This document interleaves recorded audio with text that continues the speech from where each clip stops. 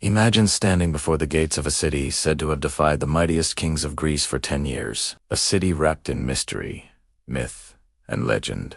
The war fought here has inspired poems, plays, movies, and endless But how much of it was real? Was there truly a Helen whose beauty launched 1,000 ships? Did mighty warriors like Achilles, Hector, and Ajax walk the earth?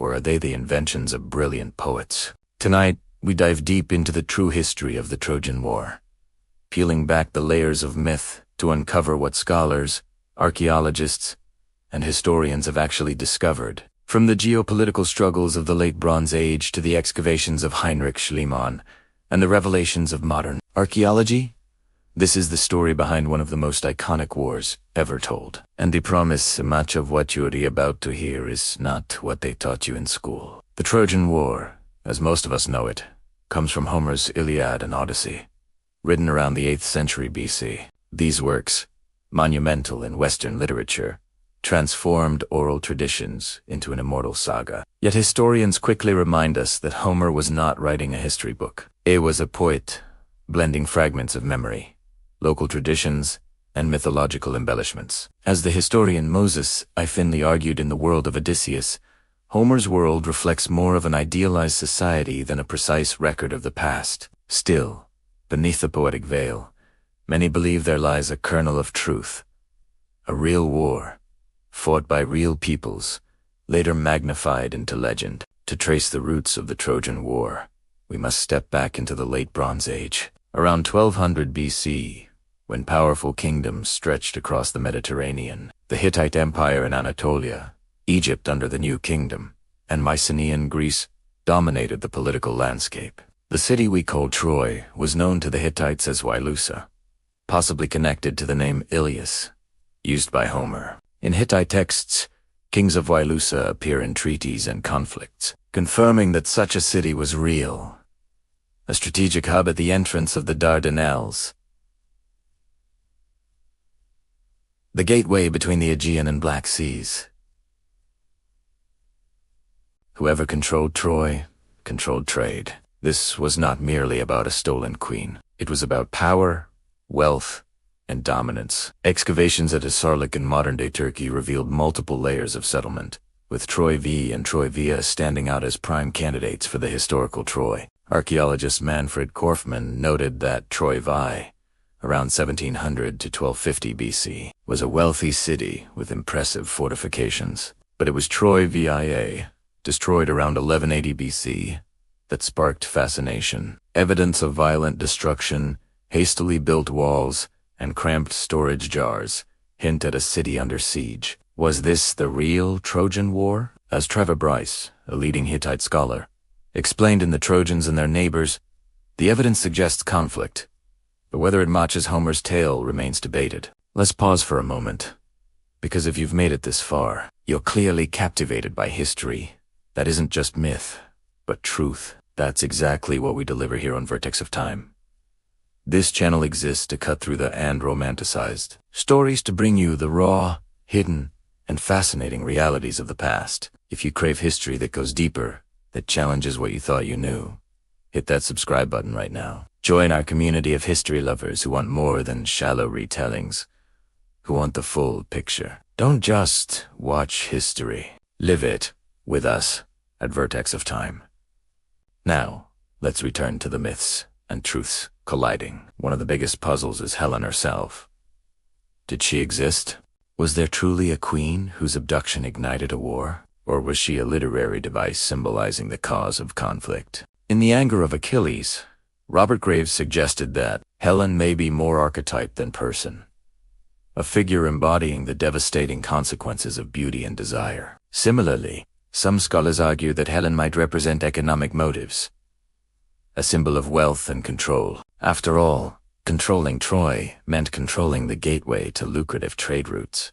The warriors of the Iliad, too, remain enigmatic. Achilles, invincible save for his heel, is almost certainly mythical. Yet Hector, the noble defender of Troy, might echo real figures who once resisted Mycenaean aggression. In the Trojan War: A New History, Barry Strauss emphasizes that Homer's characters, while not literal, reflect archetypes of real Bronze Age warrior elites. They revealed the values of honor, kinship, and vengeance that dominated this violent age. What few people know is that the Hittite records may contain direct references to Trojan leaders.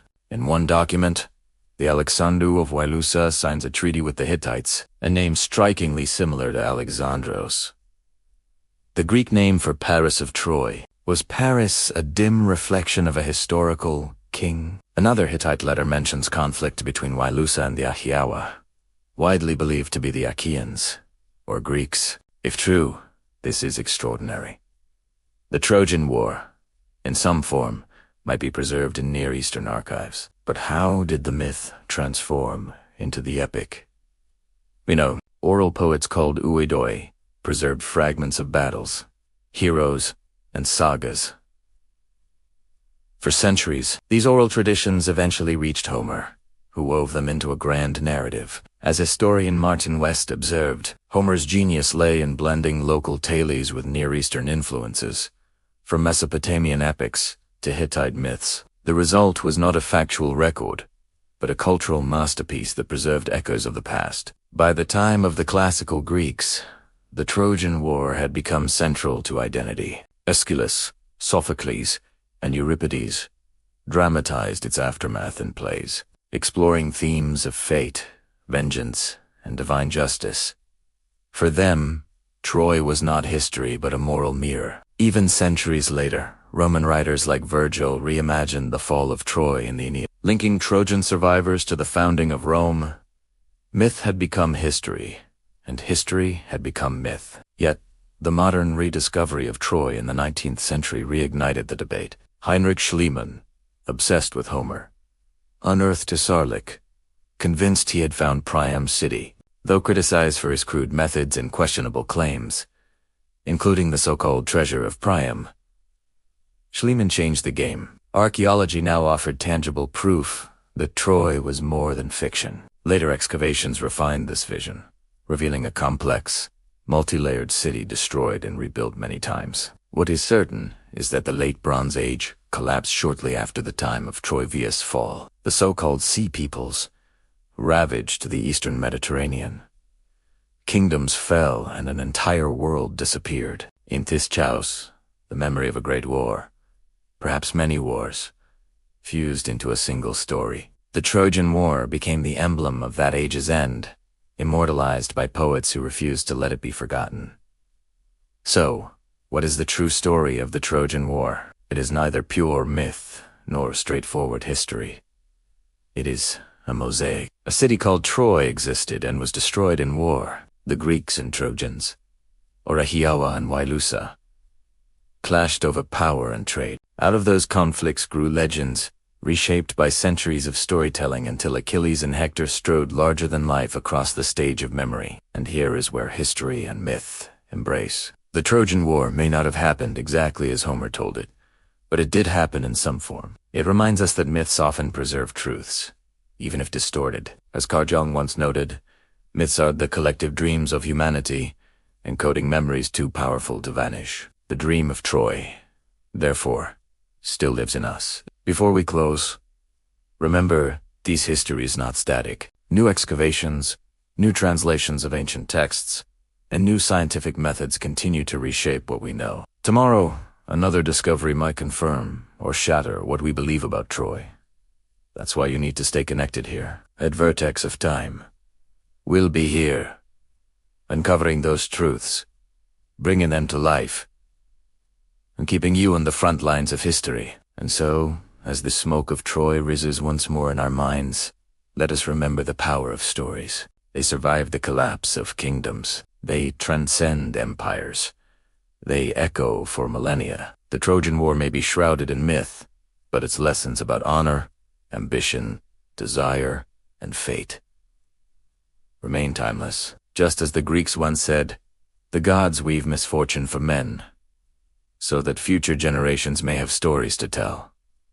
And what a story this one is. This is the true tale, half history, half legend, of a war that shaped Western imagination, the War for Troy.